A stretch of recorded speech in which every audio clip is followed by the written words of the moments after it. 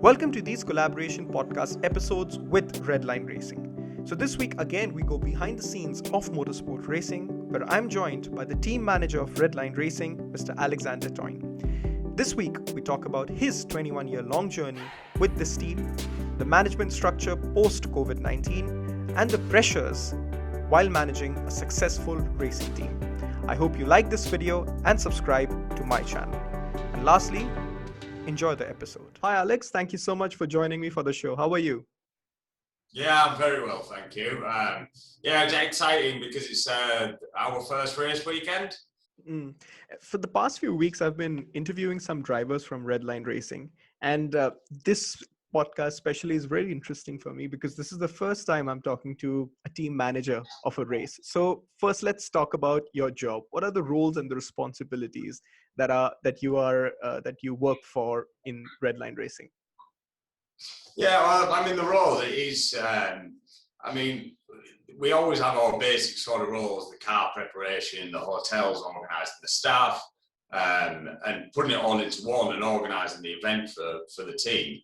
But as it is motorsport, there is a lot of scenarios where you come across problem solving because people have crashes. There's always something. So there's a lot of problem solving. But me and Simon, as team managers, look after it very well and work very well as a team. So I guess especially this year and last year would be more difficult for you because of COVID regulations. I think you need to look after that as well, right? Yeah, I mean, the COVID was, it was a big issue at first because it put our seasons all back. But I mean, thanks to people like Ian and James at Porsche, Motorsport UK, they've done a really good job to keep everybody in check and give us really good guidance. So we've managed to, keep the social distancing, wearing the mask. Yeah, I mean, it is a bit of a pain wearing them all day, but you tend to get. It's like anything; you get used to it eventually. It sort of becomes a norm. So it's very well organised on the Porsche side as well. So how's it like? Are the managers or the team managers like yourself? Are you supposed to look after every person who's wearing a mask and work as a monitor and keep the mask up? How's the management like in that case? Yeah, well, I mean, you've just got to, you've got to ask the guys, and sometimes you do have to remind people. But I mean, us as a team, the boys have done excellent in it. There's nobody that doesn't, there's nobody that's refusing to do it or anything like that. If there's any, if there's a mask missing, it's a genuine mistake. But I mean, they're really good at keeping on top of it themselves. So, I mean, fortunately, we don't have to, properly monitor that. And we do carry sanitising stuff in the awnings and have a one-way system. So, everything is taken care of regarding COVID. Right. And while talking about the motorsport industry, and since it's said by a lot of people that it's a very niche industry, so I want to ask you, what motivated you in joining this industry, and how did this career start, where you've worked for Redline Racing for 21 years now? How did it all start for you? Well, it started for me when I was very, very young, about 7 years old. My dad used to race. Oh, wow. I was brought up around a racing track. And ever since then, it was just something I wanted to be involved in. So I ended up joining Redline when I was 16, straight away. And I started at the bottom, washing the wheels. And okay, what was the first role that you had to do for Redline Racing? First role was just the guinea pig. I had to be there, just wash, just do all the rubbish for the lads. Wash the cars. Just black all day, but you just had to get stuck in, and I started right at the bottom.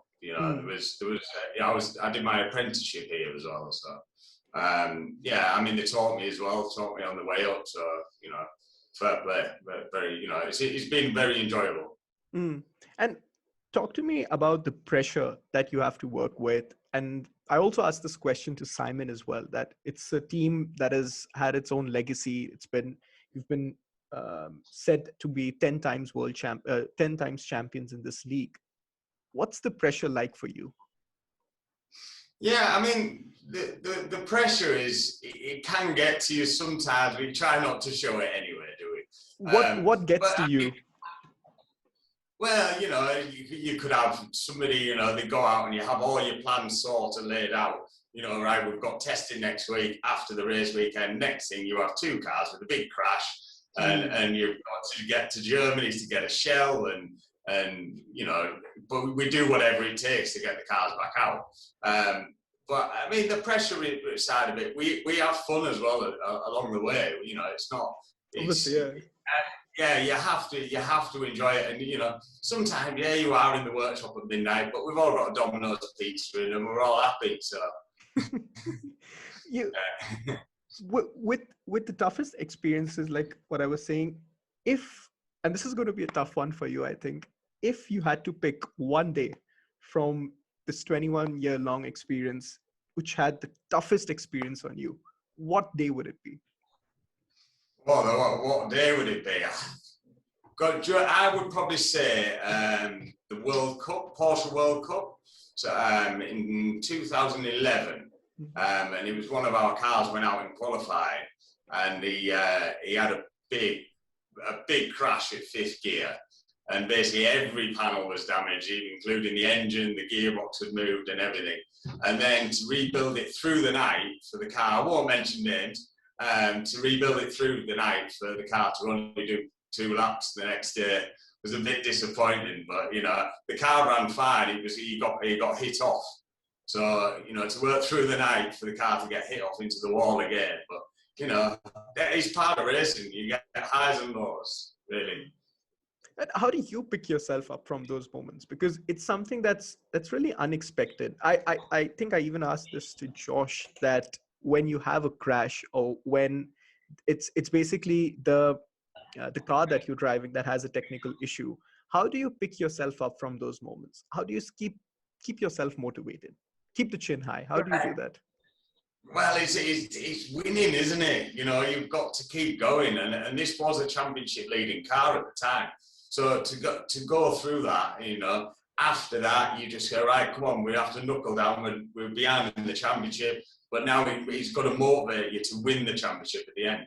We're very driven to win. That is one of what we really enjoy to do, and it's one of the hardest things in motorsport, because everybody else is there to do the same thing.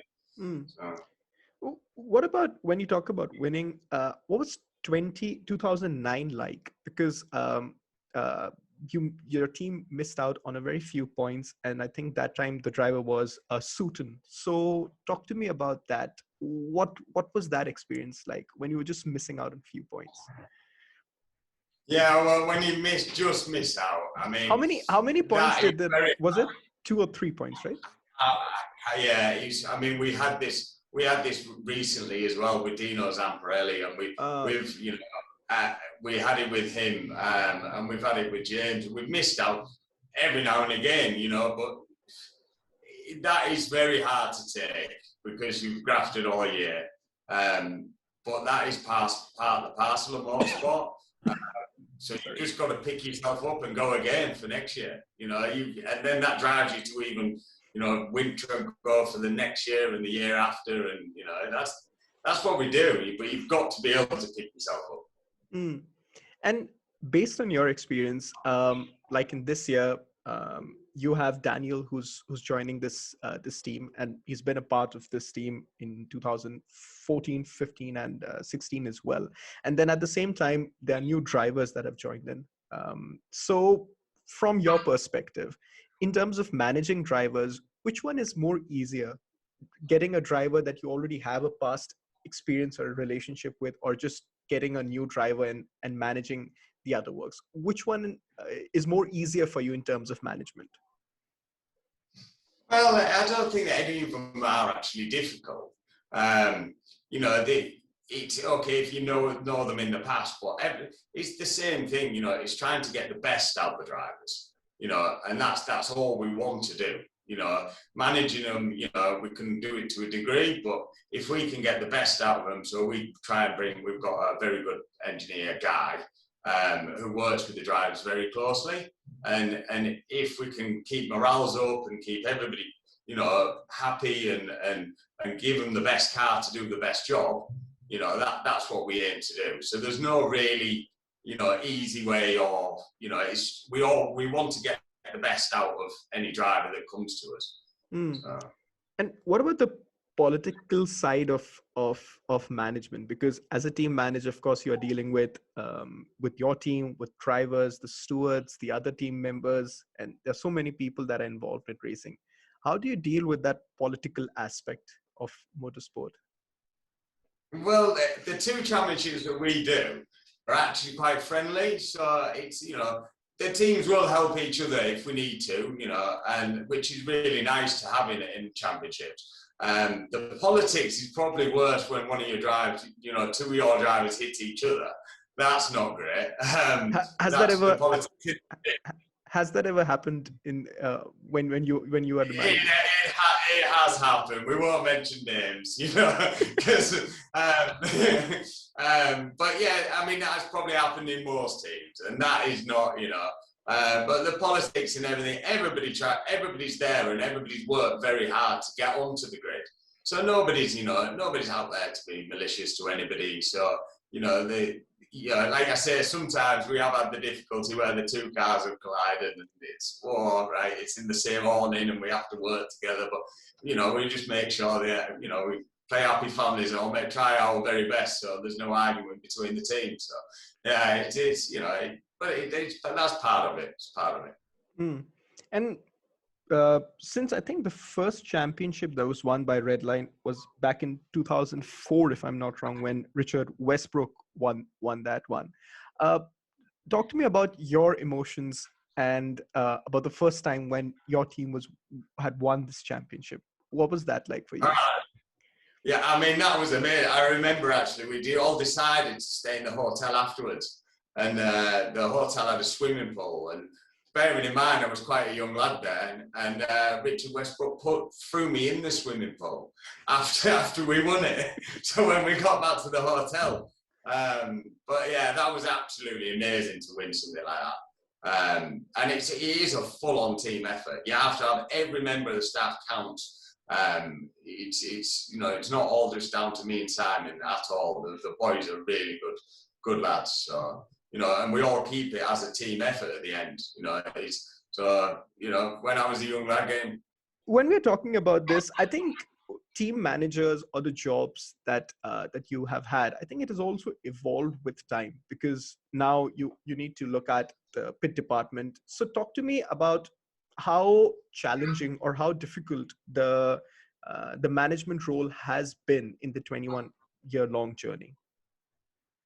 Yeah, I mean, I've done it for sort of obviously because I started at the bottom and then I went to being an apprentice mechanic, then to run my own car, and then obviously stepped into this role. I mean, it's like I said, there is a lot of problem solving, and it's keeping everybody's morale together. And just keeping everybody just in check, and making sure everybody is happy.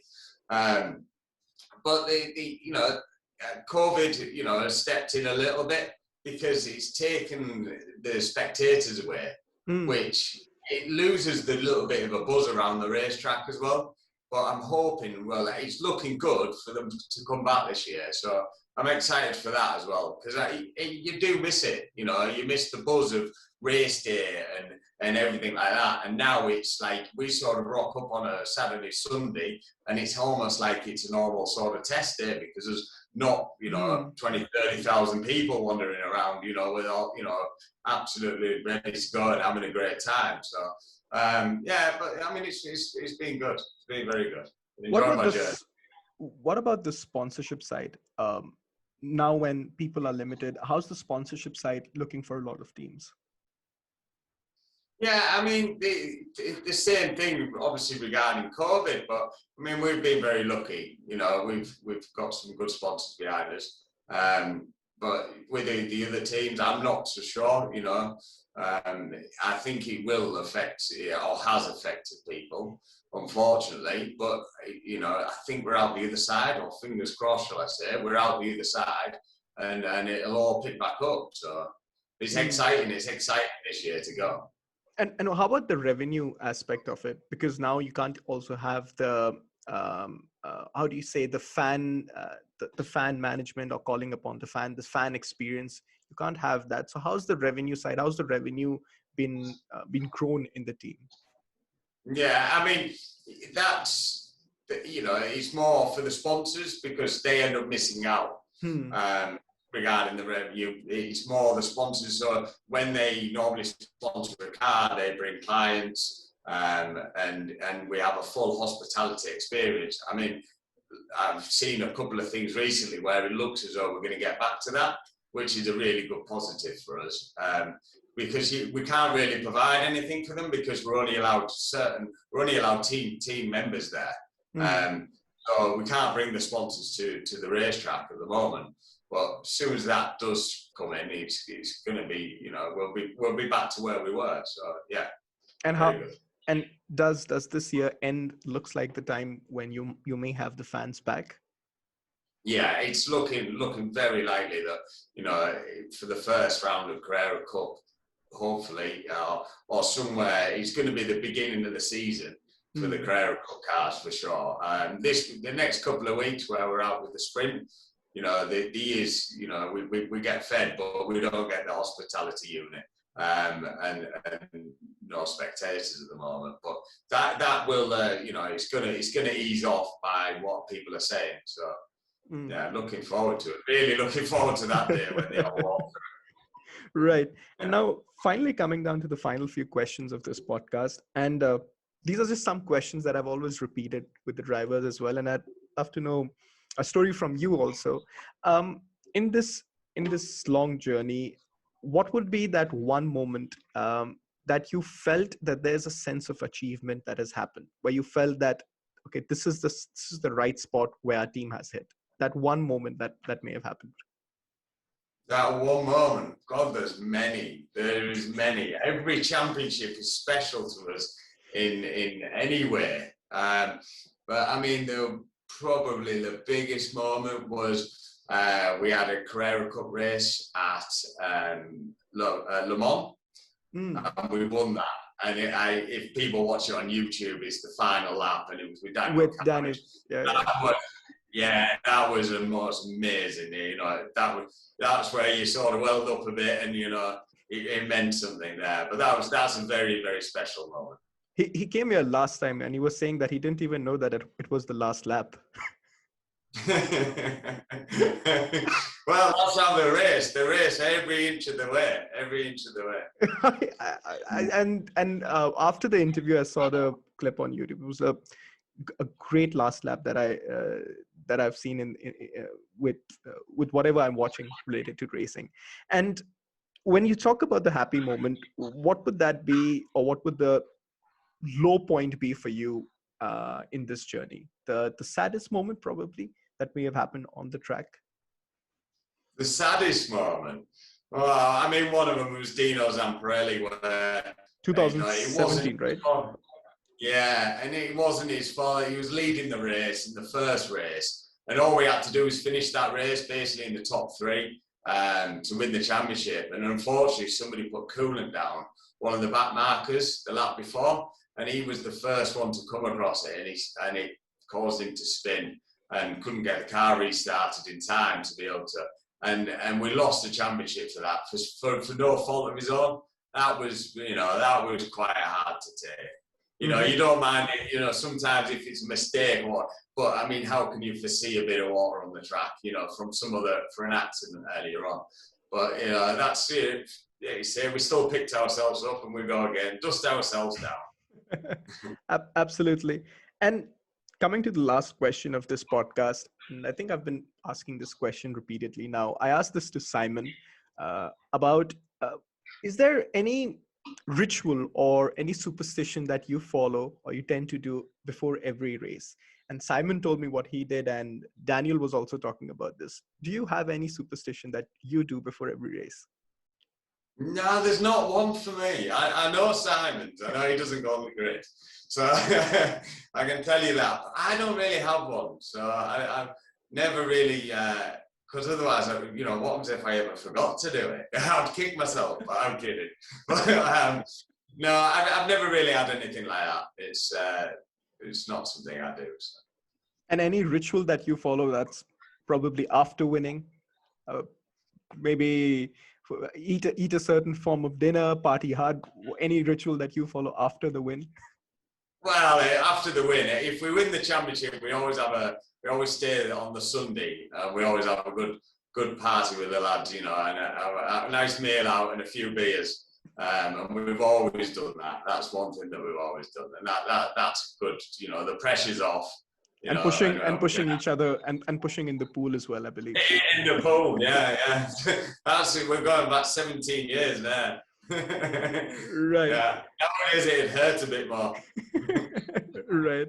And I think, Alex, with that said, we've come down to the end of this podcast, and it's been a really interesting conversation that we had, and I wish you all the best for this season and all the coming seasons ahead. Thank you very much. Thank you very much. If you like this episode, please subscribe to my channel. You can also catch the audio version of this podcast. The links are in the bio, and I hope to see you again for this BonsPod Show.